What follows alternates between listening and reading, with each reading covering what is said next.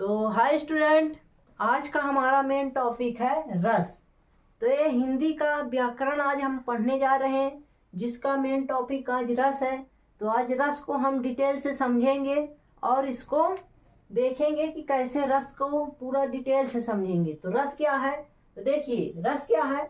रस काव्य को पढ़ने, सुनने तथा देखने पाठक, श्रोता व दर्शक को जो आनंद की अनुभूति प्राप्त होती है उसे हम रस कहते हैं। तो स्टूडेंट, रस की परिभाषा कैसी बनी है? देखिए, जब हम किसी को पढ़ते हैं, किसी स्टोरी कहानी को, यानी कि काव्य, यानी कि एक टॉपिक जिसको हम पढ़ते हैं, है ना। जब हम पढ़ते हैं या उसको किसी भी टॉपिक को हम सुनते हैं तथा किसी भी टॉपिक पर हम देखते हैं, तो जो पाठक, पढ़ने यानी पढ़ने वाला पाठक, सुनने वाला श्रोता तथा देखने वाला दर्शक, तो जो काव्य को पढ़ने, सुनने तथा देखने, किसको? पाठक, श्रोता व दर्शक को जो आनंद की अनुभूति प्राप्त होती है उसे हम रस कहते हैं। जब हम किसी टॉपिक पर बात करते हैं, जब इसको पढ़ते हैं, देखते हैं, किसी टॉपिक पर हम सुनते हैं, तो जो हमको अंदर से फीलिंग आती है, जो अंदर से हमारी भावना उत्पन्न होती है, उसको हम क्या कहते हैं? रस कहते हैं। अब रस के कितने अंग होते हैं? तो देखिए, रस के 4 अंग होते हैं। कैसे? क्या क्या? स्थायी भाव, विभाव, अनुभाव एवं संचारी भाव। तो ये रस के 4 अंग होते हैं, जो कि स्थायी भाव, विभाव, अनुभाव और संचारी भाव चारों लिखे हुए हैं। तो आप इनको जरूर याद करिए। और यह 9वीं क्लास से लेकर 12वीं तक, यानी कि सभी क्लास के स्टूडेंटों के लिए है। पहली तक से यहाँ तक के कॉलेज तक में अपने हिंदी व्याकरण यानी फाउंडेशन में सभी के पूछे जाते हैं। ये हिंदी व्याकरण का टॉपिक है और रस ये सभी को पढ़ना है। तो इसको देखिए। अब रस के हम क्या बात करेंगे? रस के प्रकार। तो रस कितने प्रकार के होते हैं? तो देखिए, रस श्रृंगार रस, हास्य रस, करुण रस, रौद्र रस, वीर रस, भयानक रस, विभत्स रस, अद्भुत रस, शांत रस, वात्सल्य, यानी कि ये हमारे रस के प्रकार हैं। तो कितने हैं? 1 2 3 4 5 6 7 8 9 10, यानी कि 10 हमारे क्या हैं? रस के प्रकार। तो हमारे रस के 10 प्रकार होते हैं।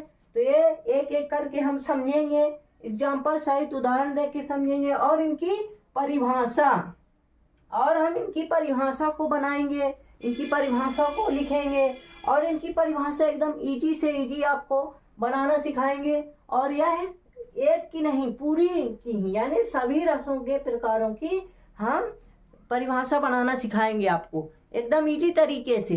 तो आप देखिए इनकी परिभाषा हम कैसे बनाते हैं और सभी को हम उदाहरण करके, टॉपिक माने एक कर मतलब सभी को लाइन से एक एक करके हम सभी को बताएंगे। तो चलिए हम श्रृंगार रस को पहले समझते हैं, इसको परिभाषित करते हैं। तो श्रृंगार रस की परिभाषा कैसे बनाएंगे?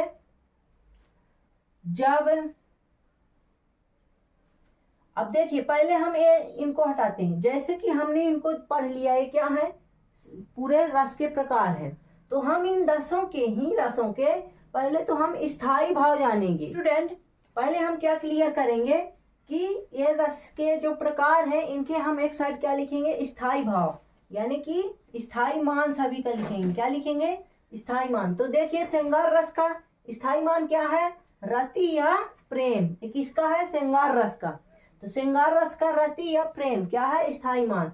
हास्य रस का क्या है? हास्य या हंसी। करुण रस का स्थायी मान क्या है? शोक। रौद्र रस का स्थायी मान क्या है? क्रोध। वीर रस का स्थायी मान क्या है? उत्साह। भयानक रस का स्थायी मान क्या है? भय। विभत्स रस का स्थायी मान क्या है? घृणा या जुगुप्सा। और अद्भुत रस का विस्मय या आश्चर्य। शांत रस का स्थायी मान क्या है? निर्वेद। और वात्सल्य रस का स्थायी मान क्या है? स्नेह। यानी कि इस सभी रसों को हम डिटेल से जान लिए और उनके सभी के स्थायी मान भी जान लिए। तो हम एक एक करके सभी का स्थायी मान जान लिए। अब हम एक एक करके रस के सभी रसों की हम परिभाषा प्लस उनके उदाहरण, एग्जाम्पल देंगे। तो आप देखिए, सभी को हम एक एक चैप्टर मतलब कि एक एक करके सभी का हम स्थायी मानों की परिभाषा देंगे प्लस उनका उदाहरण देंगे। देखिए अब हमारा आ गया श्रृंगार रस। तो अब हम श्रृंगार रस की परिभाषा बनाएंगे। तो देखिए कैसे है, पहले हमें सभी रसों के जो अंग थे, जो सभी रसों के क्या थे, स्थायी मान, सभी रसों के स्थायी मान प्लस उनके हमको जो हमारे रस के 4 अंग होते हैं वो हमको मालूम रहना चाहिए। क्या क्या मालूम रहना चाहिए, रस के 4 अंग हमको मालूम रहना चाहिए और जो रस के प्रकार हैं उनके सभी के स्थायी मान हमको मालूम रहना चाहिए। तो अगर हमको ये सब याद है तो हम सभी रसों के प्रकारों की परिभाषा बना सकते हैं। देखिए कैसे हम लिखेंगे, श्रृंगार रस का स्थायी मान क्या है, रति या प्रेम। तो हम लिखेंगे जब रति नामक स्थायी भाव का विभाव अनुभाव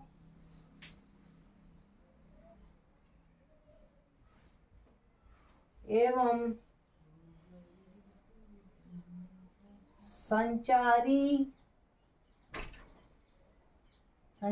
भाव से संयोग होता है तो वह श्रृंगार रस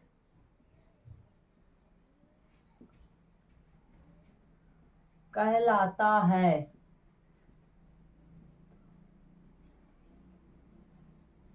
तो स्टूडेंट हमने यह परिभाषा कैसे बनाई, तो जब आपको हमने पहले ही बता दिया था कि सभी रसों के अंग एवं रसों के प्रकार जो है उनके स्थायी मान पता होना चाहिए। देखिए हमने उसी से पूरी परिभाषा क्लियर कर ली। कैसे, जब रति नामक स्थायी भाव का विभाव अनुभाव एवं संचारी भाव से संयोग होता है तो वह श्रृंगार रस कहलाता है।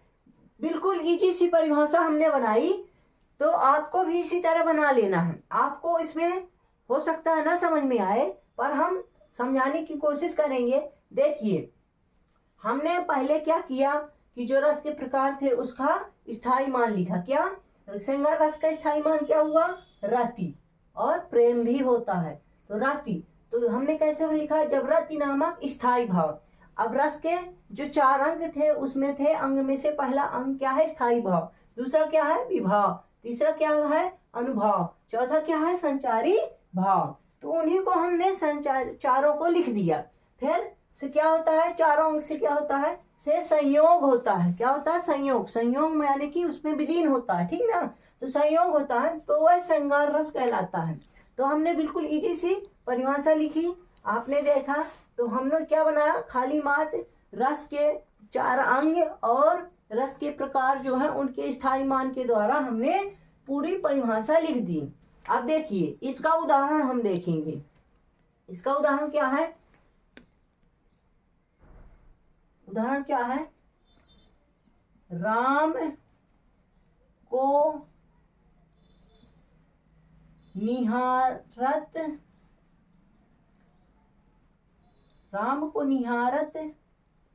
है जानकी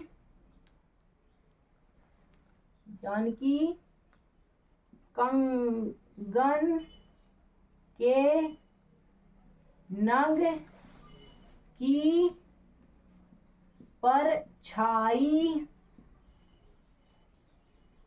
याते सब सुधि भूल गई,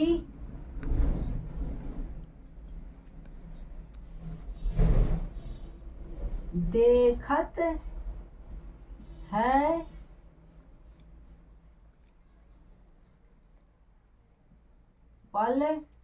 पलटारत नहीं। तो हमने क्या लिखा, उदाहरण लिखा। कैसा, राम को निहारत है जानकी, कंगन के नग की परछाई, याते सब सुधि भूल गई, देखत है पल टारत नहीं। तो ये किसका है? श्रृंगार रस का उदाहरण है। कैसे? श्रृंगार रस में क्या होता है कि जब नायक और नायिका दोनों के प्रेम संयोग का मिलन होता है, यानी कि जब नायक और नायिका आपस में मिलते हैं तो क्या होता है?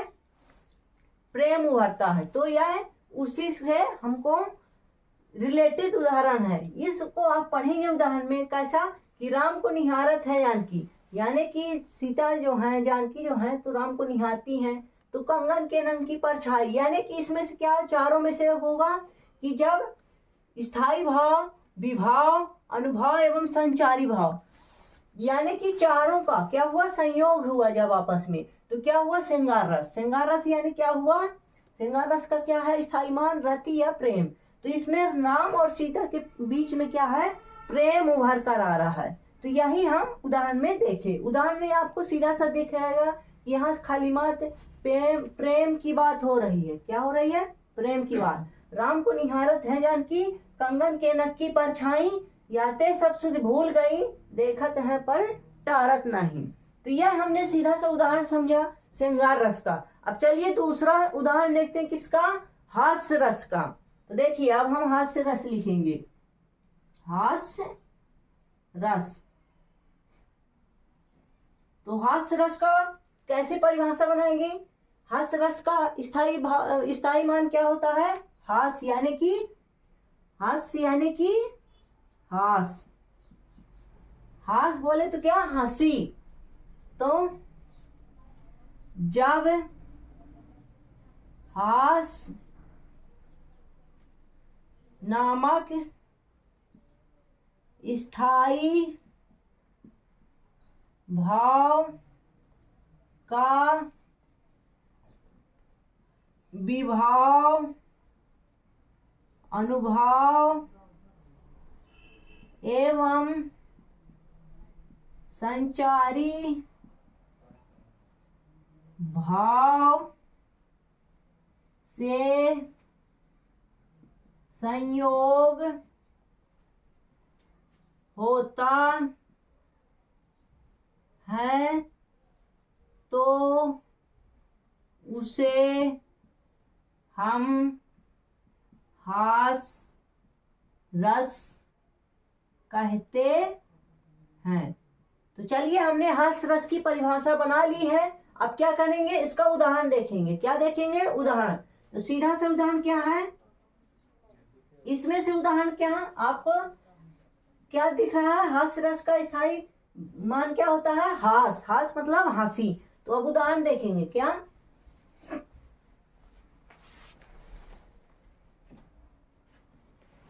फादर ने बनवा दिए 6 कोट 3 पैंट। यहाँ अल्पविराम हल्का सा वाक्य रुका है। बेटा मेरा हो गया कॉलेज स्टूडेंट।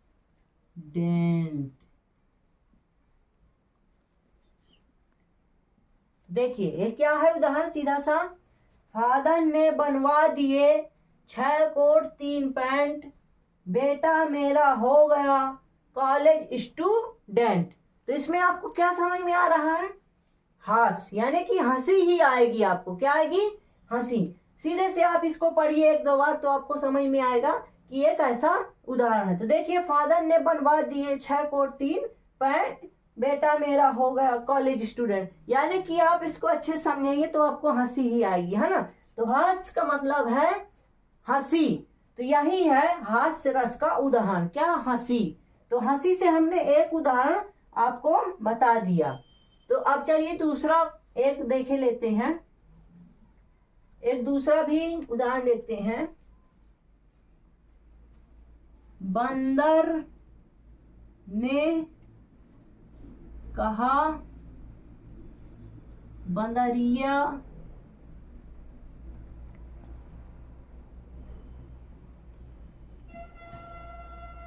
बंदरिया से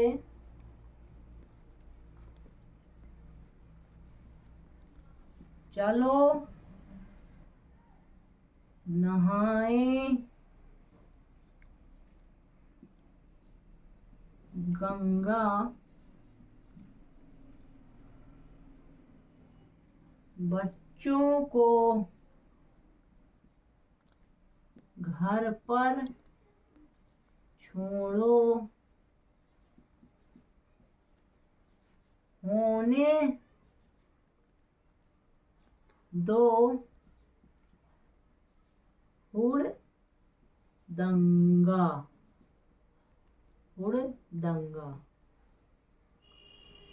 तो ये देखिए हमने दूसरा उदाहरण लिखा क्या, बंदर ने कहा बंदरिया से चलो नहाए गंगा बच्चों को घर पर छोड़ो होने दो हुड़दंगा। तो इससे आपको क्या समझ में आ रहा है, इसमें आपको हंसी ही आएगी। तो ये हंसी यानी कि यह हंस रस का उदाहरण है। तो आप ये दोनों उदाहरण याद करके जाइए और हमेशा याद रखिए, क्योंकि यह हंस है। हंस का मतलब हंसी, और हंसी यानी कि कब आती है, जब हम किसी के वेशभूषा वाणी या पहनावे को देखते हैं तो हम उस पर हंसी आती है। क्या आती है, हंसी। तो यही हंस रस का उदाहरण है। तो चलिए हम नेक्स्ट वीडियो में मिलते हैं, जब तक के लिए धन्यवाद।